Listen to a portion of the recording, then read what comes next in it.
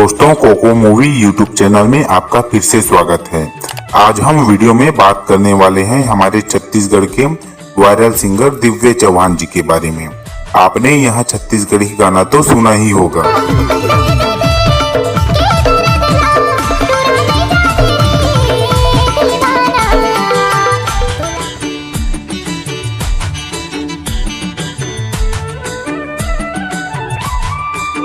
दोस्तों, दिव्य चौहान जी कोरबा जिले के ग्राम झापर गांव की रहने वाली हैं और उनके पापा जी का नाम देवराज चौहान जी हैं।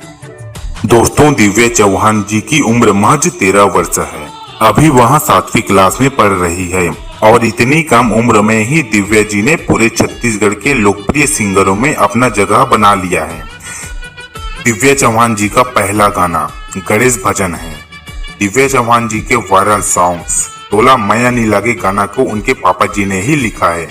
तोला माया नी लागे गाना की वायरल होने के बाद दिव्य जी को अलग अलग स्टूडियो और प्रोग्राम के लिए काफी ऑफर आ रही हैं। दोस्तों, अगर आप भी दिव्य चौहान जी के प्रोग्राम या गाने के लिए कांटेक्ट करना चाहते हैं तो आप दिव्य चौहान जी की इंस्टाग्राम आईडी दिव्य चौहान 06 पर जो है कांटेक्ट कर सकते हैं। उम्मीद करता हूं आपको यह वीडियो पसंद आया होगा।